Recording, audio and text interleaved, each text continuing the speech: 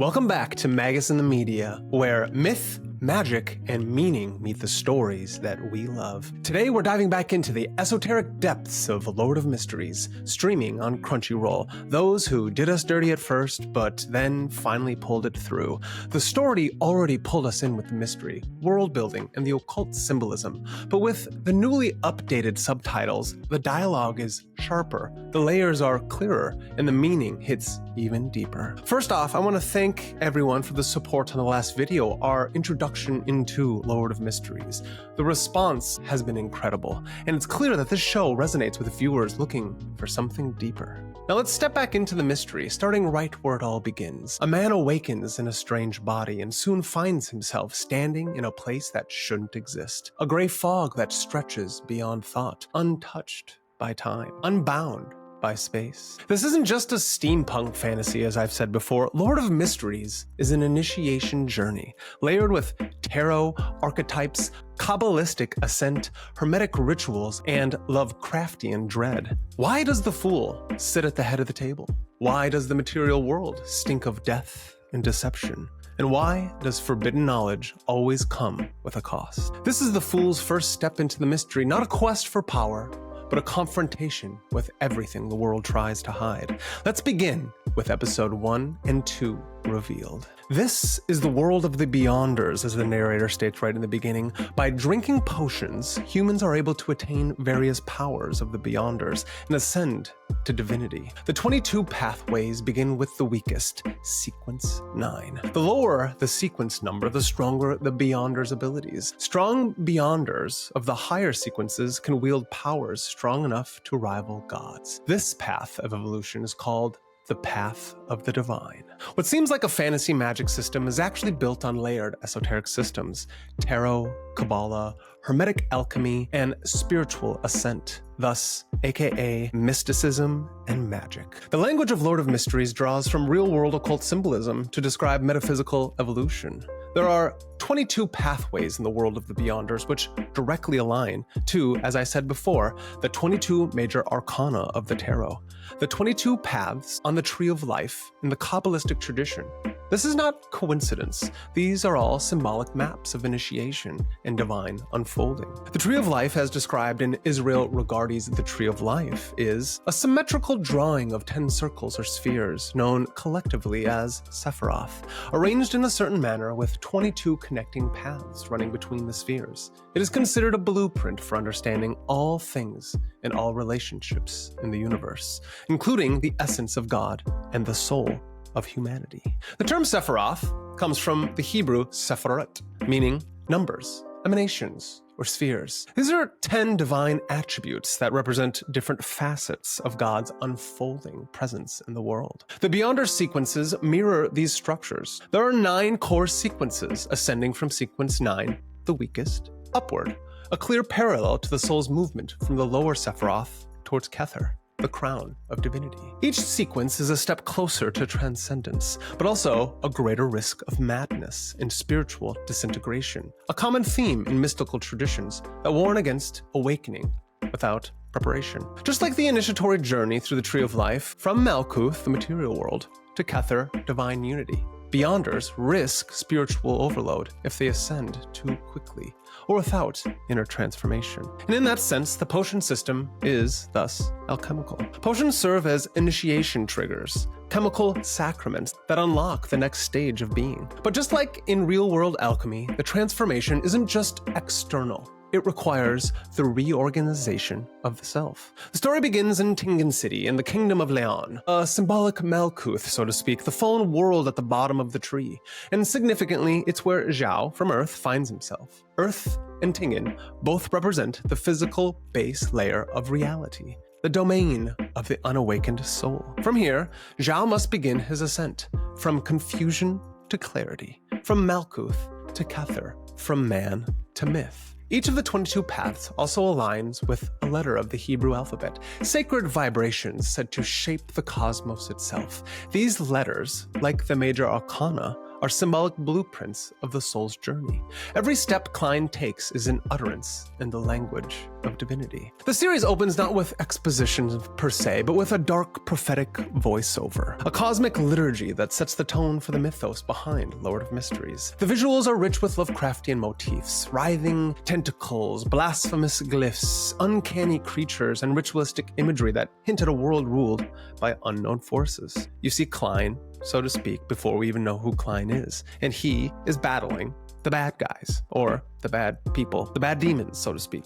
The narration echoes like a heretical scripture. The world is a falsehood, chaos is constant and eternal. Supreme beings bestows blessings through depravity, filth and darkness. Faint struggles end in futility, never to awaken, carrying the sin of blasphemy. The shepherd crawls with devotion. I shall offer you all the sacrificial lambs in order to welcome your divine descent. This isn't just creepy flavor text. It's a deliberate inversion of sacred language, a theological anti-creation that frames the entire cosmology of the show. It evokes the tone of an ancient Gnostic text like the Apocryphon of John, where the material world is not a divine creation, but a prison forged by lesser gods. The line, "the world is a falsehood," signals the central thesis that the material reality is deceptive, illusory, and perhaps even a cosmic mistake.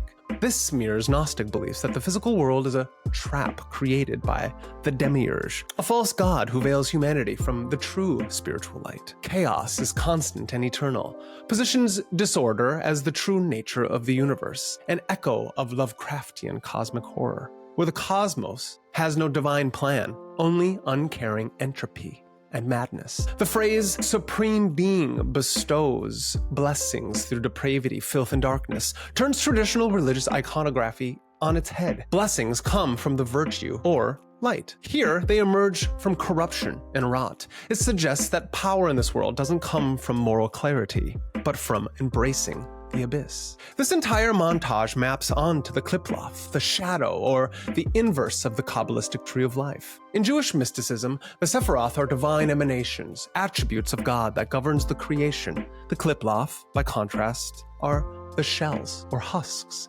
impure distortions of those divine attributes. The Qliphothic worldview holds that creation has been contaminated, that what we call reality is already broken, and anything that claims to be holy may, in fact, be wearing a mask.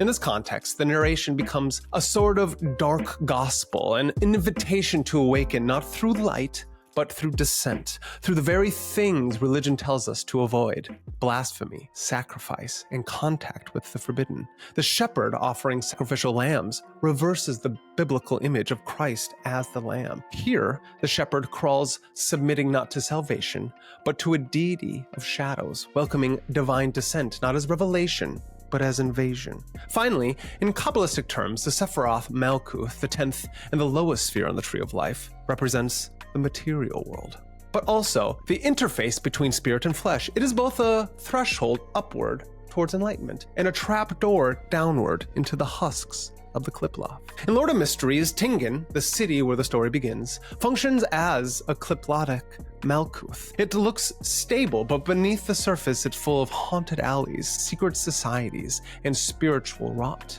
This intro tells us the material world is not safe. It is not even solid. It is the first lie, and to escape it, the fool must be willing to descend into shadow before he can ever rise towards the light. And this is really seen as Klein does just exactly that, falling from his earthly realm into this new body. He must fight against the desire and urge to continually deceive people and truly be his authentic self so he can climb ever higher and not fall into pure madness, but merge with the divine to fight the darkness. Now, with the ideals of transmigration in the soul's journey, Zhao becomes Klein.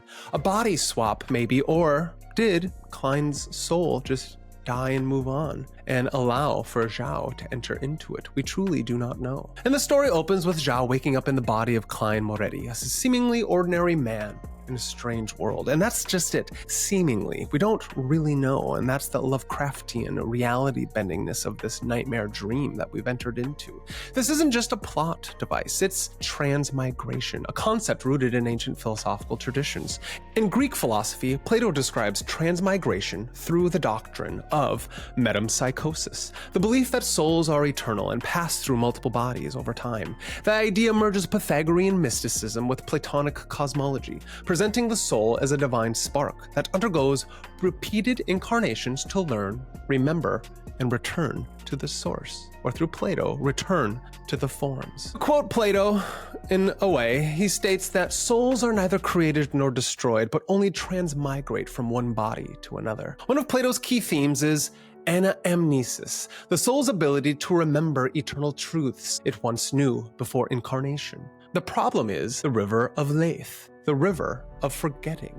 This is something that, when we die, we drink from or wash our way through, and that cleanses our memories from our past life. So what we must do when we enter into this life is then to remember the forms. To enter into the material world, the soul must drink from Lethe and forget its true nature. Zhao's journey is symbolically an effort to undo that forgetting. The fact that Zhao arrives in Klein's body after performing a luck enhancement ritual suggests more than just coincidence. He isn't just a visitor. He was called, or more accurately, initiated.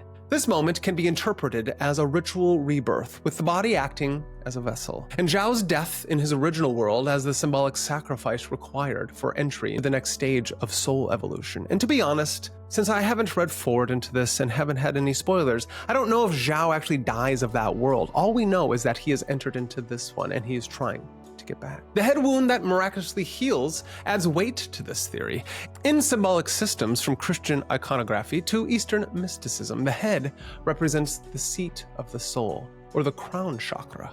Healing here implies divine selection or intervention, and it's possible that Zhao didn't just switch bodies. He entered the world of Klein through a kind of magical resonance. In other words, the ritual worked because Zhao was aligned with Klein's path. This might explain why Zhao instinctively understands so much, why he can read the journals, see through illusions, and tap into fog.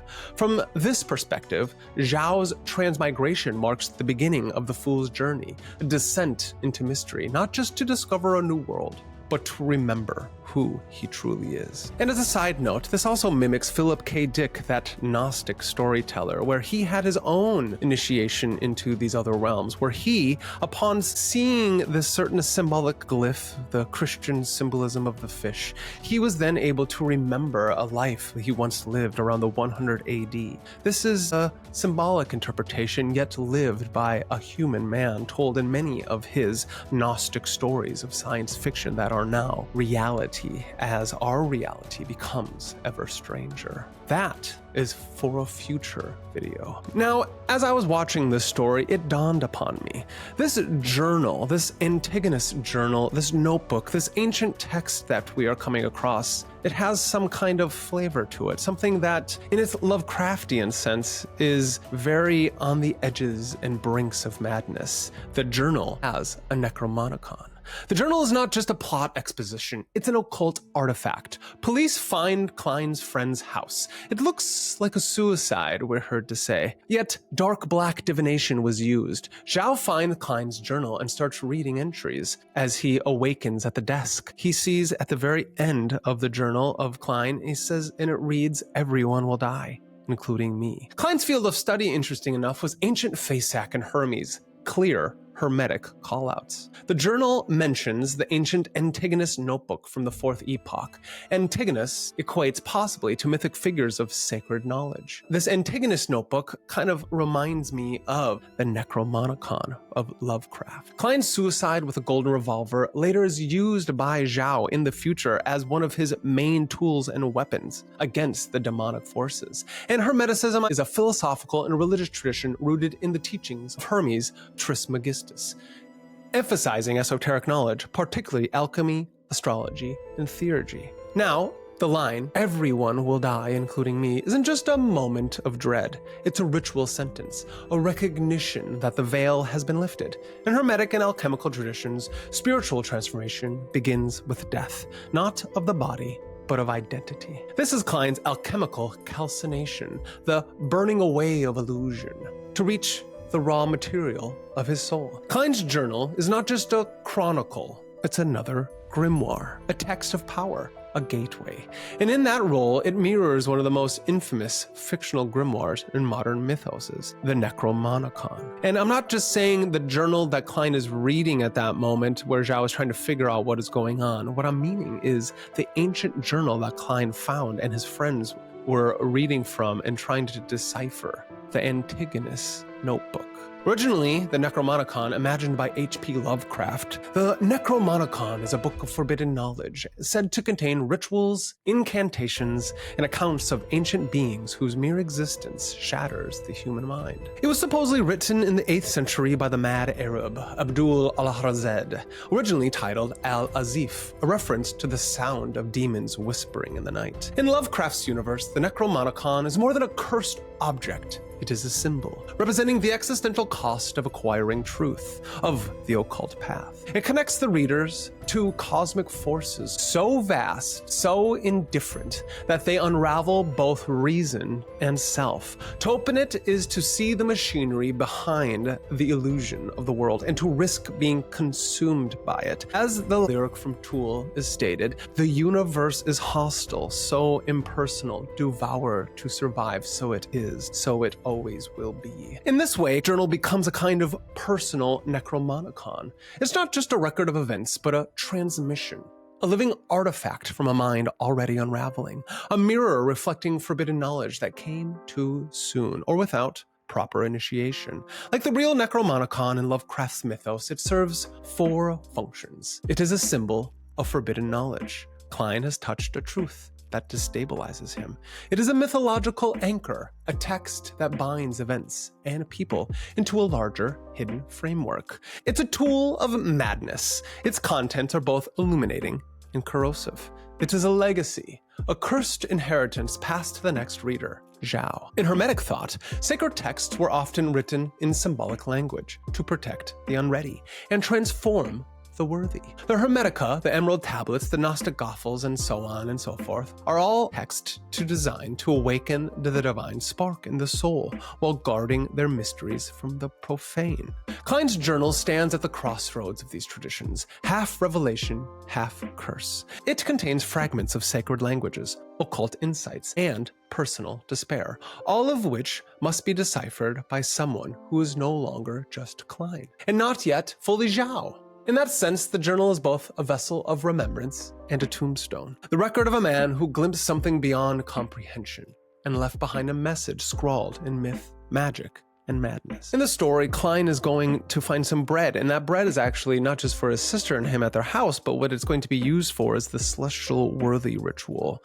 So in that whole scene, before he gets back home to do said ritual, we get the tarot in the tent scene, where the oracle, who's not really an oracle, she is a falsity. She's just playing the game as the oracle, but she presents him with the 3 cards, past, present, and future. Klein draws the Fool card, the path that begins Klein's performance for the next step, the magician's step of the Magus, the celestial worthy of heaven and earth ritual. In this ritual, as he is at home, he does the sword mudra at all 4 corners. The sword mudra acts as the dagger in the ceremonial magician's toolbox. So if you don't have an actual sword or dagger, you can just use your 2 fingers pointed upwards as a mudra, which is a symbolic dagger or sword. As he performs the ritual, it ends up working. And that's when we see, before he goes into the gray fog, we see the astral realm. What we see is a red jewel, like a ruby, which makes me think of the Philosopher's Stone. It cracks and breaks, and that's where we transform ourselves into the gray fog, a divine inner world. The astral light is an omnipresent and all-permeating fluid of extremely subtle matter, interpenetrating all visible forms. The gray fog Klein enters is not just a visual metaphor. It is a symbolic manifestation of what esoteric traditions call the astral light. The astral light is described in Hermeticism and Theosophy as an omnipresent, subtle substance, the psychic medium that bridges matter and spirit. Alphys Levi called it the great agent of all magical operations. It is a luminous mirror that records all actions, emotions, and thoughts, a fluidic substance that interpenetrates all things. In ceremonial magic, the astral light is the realm where visualization becomes form. It is the plane where intention becomes shape, where archetype becomes reality. And this is why Klein can think a question and the temple appears. Not because he summoned it, but because the astral responds to directed will. It is both personal and cosmic. Just as Jungian psychology speaks of the collective unconscious, the astral light is a shared reservoir of images and forces. It holds the archetypes of tarot, myth, and divine geometry. It is the raw ether through which magicians build their light body. And it is where the true temple exists, not as stone, but as a symbol and vibration. Klein's fog is not just his subconscious, it is a living space between worlds, a space where the fool sits at the head of the table, and where identity, memory, and power converge in ritual. Klein states, how can this be a divine realm when there is no shrine? And then the temple appears. Law follows the word. Materialization, like abracadabra, which means I create as I speak. Now, the astral temple is the internal ritual chamber. It serves as a place of refuge, a base of operations, and a tool for developing the body of light, a concept of an astral body. Klein's question, how can this be a divine realm where there is no shrine, is more than skepticism. It is a metaphysical trigger. In that moment, the world responds to the word. When the temple materializes, he remarks, law follows the word. This is not poetic coincidence. This is an ancient magic. It reflects the Hermetic principle that speech is creative, not symbolic, but causal. In the magical formula, abracadabra, meaning I create as I speak, the utterance shapes the unseen. In Kabbalistic mysticism, the Hebrew alphabet itself was said to form the world when spoken by the divine. The logos, the word, is the medium of manifestation. In this scene, we witness one of the most sacred truths of all esoteric practice, that the spoken word, aligned with intention and vibration, creates reality on the inner planes. The astral temple does not exist until Klein names its absence, and then it appears. The temple is not merely a backdrop, it is the internal sanctuary of the magician. The astral temple is a sacred space. In ritual traditions, this is the place built by sustained meditation, visualization, and will, the astral temple. It's a sacred space that exists beyond the physical, formed in the realm of the astral light. It serves many functions, a place of refuge, a base of operations, a meeting point for inner work, and most importantly, the crucible where one forges the body of light. This body is not flesh and blood, but the energetic vehicle of consciousness, the subtle form that travels across planes and withstands contact with the divine. Klein does not summon the temple, he remembers it. He tunes to the frequencies of its existence, and in doing so, he steps into his role, not just as a passive witness, but as a participant in the deeper laws of reality. And this is where the Tarot Members Club is formed. Here we get Mr. Fool, Klein. Audra Hall, the more naive, innocent girl. She is Justice. We get Alligator Wilson, the sailor, the Hanged Man. And the Emperor Roussel comes back into play, where we hear that he saw the blasphemy slate, which contains the profound mysteries of the 22 paths of the divine. This blasphemy state, I don't know what it is, but to me, most likely, some kind of book, some kind of grimoire, another magical tome. And interesting enough about Emperor Roussel, Klein thinks as he's walking through the city before his ritual and before the gray fog, that this Roussel seems to maybe be a transmigrator like himself. He created the steam engine, the tarot, and the spring festivals. So, possible transmigrator. We come to learn in episode 2 that this most likely is true.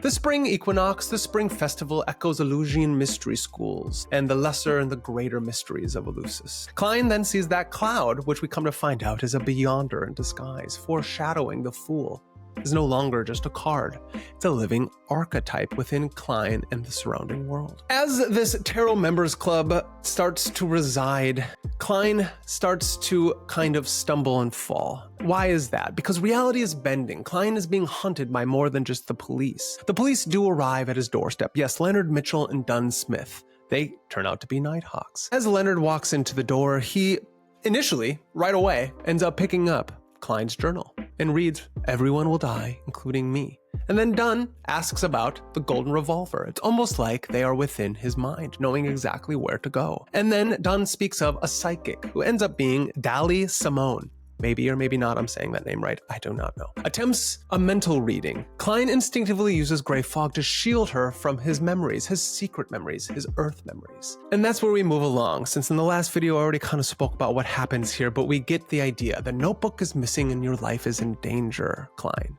And in the dark night, we are more powerful than you can ever imagine.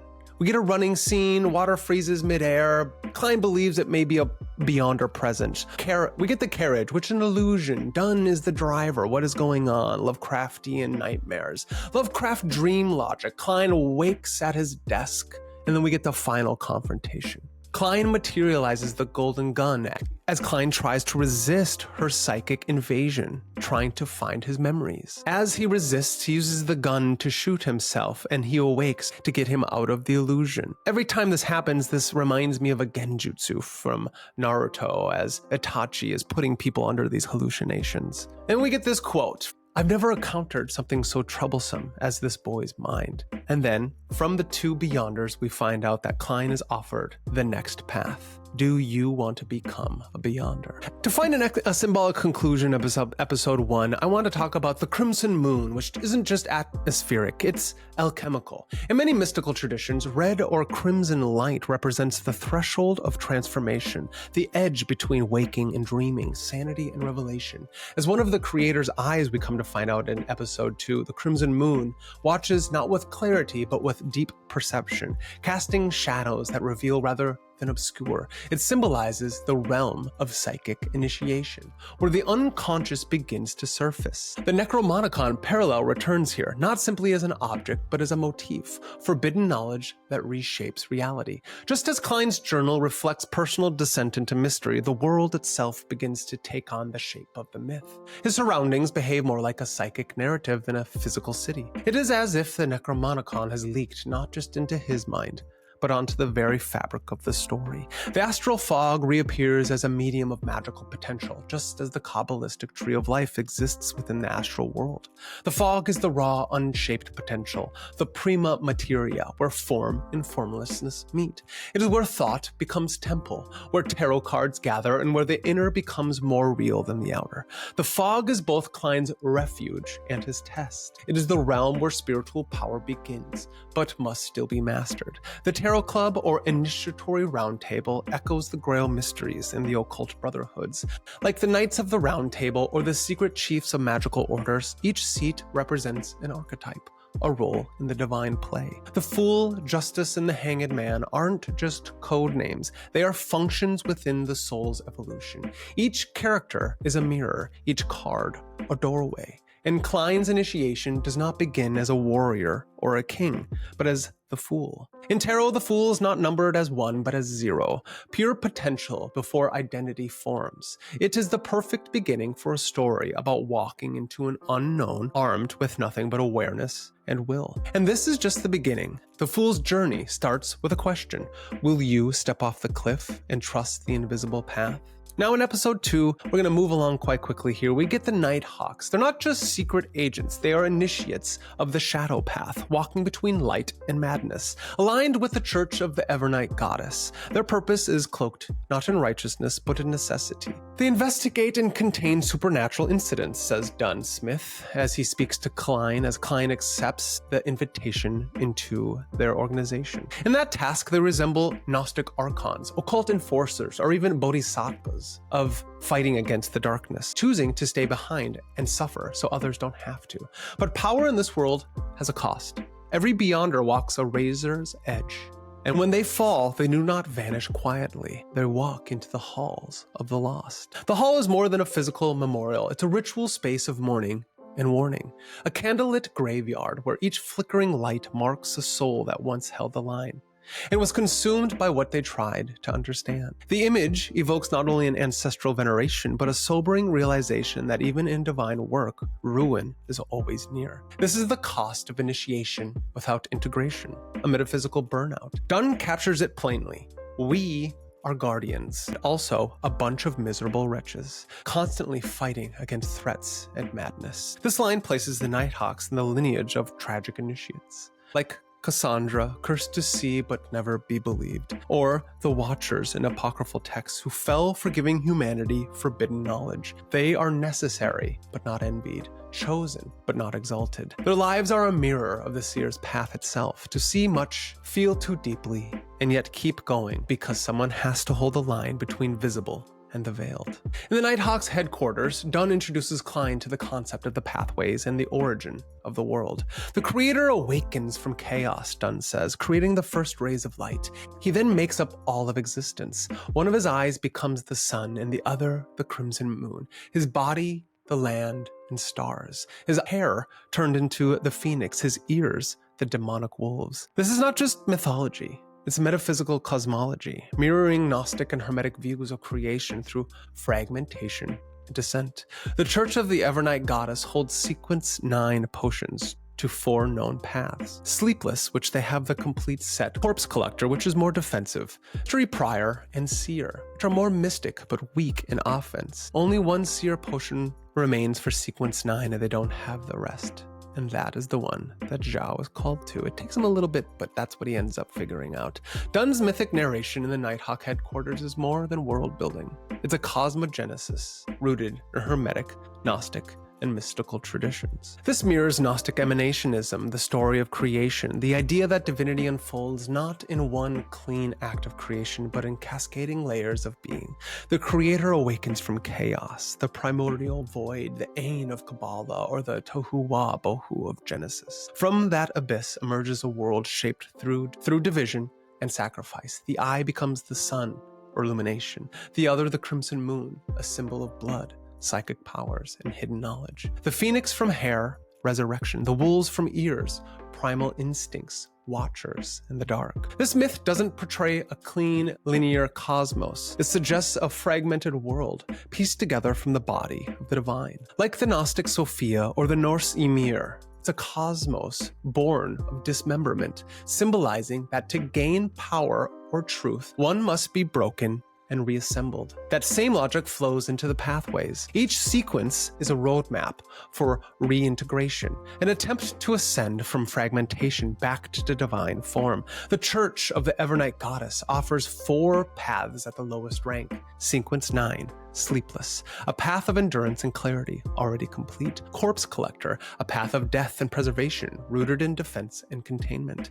Mystery Prior, inquisitive, mystical, but vulnerable. Seer, a path of perception, foresight, and spirit vision, but fragile in battle. Only one Seer potion remains, as I spoke of, and Zhao chooses it. This is more than a strategic pick. It is an initiation into the mystic archetype. While other paths grant dominion over body, strength, or control, the Seer walks between sight and surrender. To see the pattern behind the veil is to risk everything, especially the self. Zhao's decision echoes the ancient alchemical solve et coagula, dissolve and reconstitute. The Seer must dissolve who he was to glimpse what might be. In doing so, he doesn't merely gain power, he accepts the burden of knowledge. Now, as Klein walks towards the alchemical lab, each step is weighted, not with fear, but with the gravitas of choice, because he has yet to choose what path to take. He's not merely choosing a career or a class of powers like you would in something like Final Fantasy or any of our video games. This is real to him. He is stepping into a lineage, a metaphysical identity. The path of the Seer is not about strength or speed, but sight. And in sight, in mysticism, always comes at a cost. In the lab, Neil presents 3 of Emperor Rossel's journals. For 150 years, no one has been able to decipher them, but yet Zhao reads them instantly. They're in simple Chinese. This small detail is a massive clue. Emperor Osel was almost certainly a transmigrator from Earth, just like Zhao. It links the history of this world with another, suggesting that the divine or esoteric thread runs across dimensions. Like Hermes Trismegistus the thrice great, the archetypal initiate who brings sacred knowledge from one realm to another, Osel may have seeded an esoteric code for future seekers to follow. Zhao's response isn't just academic. He chooses the seer path, the most mystical of paths, the most fragile and the most revelatory. The potion he drinks isn't a serum or a chemical solution. It's an alchemical elixir, a sacrament, an offering to the gods within. It is a fire that rushes through his body, igniting nerves, neurons, and atoms into a heightened state of awareness. This is initiation by flame, the inner combustion that purifies and awakens. It mirrors Soma, in Vedic ritual, the divine drink of the gods said to induce visionary states and communion with the cosmos. Kaikion of the Eleusinian mysteries, the psychoactive brew consumed by initiates to symbolically descend into death and awaken to gnosis. Alchemical elixirs, legendary potions sought not for immortality alone, but for the great work, the awakening of the spiritual body. Esoterically, this moment parallels the practices of pranayama and Raja Yoga, where breath control, mental stillness, and spiritual will prepare the vessel for higher consciousness. Without these, the awakening can destroy as easily as it uplifts. Zhao isn't just drinking a potion, he's undergoing the mystical ignition. It's the beginning of the seer's unfolding, the combustion of false identity, and the emergence of inner sight. The fire is not symbolic, it is literal to the soul. Now, Klein just doesn't gain powers. He's radically initiated into a new mode of perception. They call it spirituality or spirit vision, a heightened awareness that allows him to see beyond the veil. This isn't a metaphor. Well, it is a metaphor, but it's also not a metaphor. It's the activation of symbolic sight, a consciousness shift that many ancient traditions associate with the third eye or the Ajna chakra, located between the brow. The veil he peers beyond is the dense filter of material reality, shaped by habit, logic, and linear time. When Klein touches his forehead to toggle the vision, it's not just practical, it's ritualistic. The gesture mirrors occult traditions that regard the pineal gland as the seat of the soul, a light-sensitive gland believed to bridge the physical and spiritual realms. From Descartes to Blavatsky, mystics have claimed the pineal as the organ through which the cosmic divine insights enter. But the activation of vision comes with psychic risk. Dunn cautions, don't trust everything you see. He says but not says, curiosity can kill the cat. It's not just about illusions, it's about layers of truth. Esotericism teaches that the astral world is a mirror, often distorted, without grounding, what appears as revelation, maybe madness. Dunn's warning isn't dismissive, it's the wisdom of one who was walked too far into the fog and barely returned. Neil's room, too, reveals its deeper nature. It's more than a lab. It behaves like a sacred chamber, consecrated to planetary forces or ritual frequencies, the kind of attuned space magicians use to stabilize altered states. It hums with intention, acting as a buffer between the waking world and Klein's newly opened perception. Klein has crossed the threshold, and from here forward, what he sees may see him back. The eye is always watching. As we move on, Klein finally has his first mission. It isn't just a test of his new abilities, it's a descent into ritualized conflict, where perception, power, and prophecy collide. The goal is simple, find the missing children, or child. But as in all esoteric tales, surface goals mask deeper initiation. Klein uses his dowsing ability of the seer with his cool cane that he has. It's an ancient form of intuitive detection, echoing the diviner's rod or the ceremonial wand. It's a symbol of spiritual guidance, suggesting that the seer does not chase truth, but follows resonance, that subtle inner pull of the unseen world. Then the real threat emerges. Leonard, who's going along with him, the Rico Suave style man who's part of the Nighthawks that we see that was once a police, because in this world, the police, maybe not all of them, but some of them, are actually the Nighthawks, who have infiltrated many different organizations throughout this kingdom. They kind of have to help the unsettled demonic of this realm. Leonard acts first and fast as the real threat emerges. He's got his disciplined martial prowess. He quickly subdues two of the kidnappers as they enter through the house, and they walk through the house to the back room. His movements are clean, precise, and almost effortless, echoing the archetype of the guardian knight, a suave guardian knight. He looks like a badass. He's trained not only in violence, but in balance. But then the feather floats down after he takes care of them. The same feather from the beginning of this episode. We don't know what this feather signifies. At least I don't. I haven't looked forward. No spoilers. The feather floats down, a symbol of both spiritual warning and hidden transformation. It reintroduces the dream logic patterning of the early episode. Something is wrong. The unconscious men begin to shift and twist, revealing their true form, demons in disguise. Klein reacts and fires a shot and misses. Or he hits it, but it doesn't really matter. That's when Leonard shifts planes. He drops into a different mode. No longer the martial protector, but the ritual magician. He recites a spell, an incantation, an invocation. But it's no ordinary incantation. As we see roses bloom, thorns twist, the battlefield transforms. His power, Midnight's poet, does more than destroy. It elevates the conflict to a higher plane.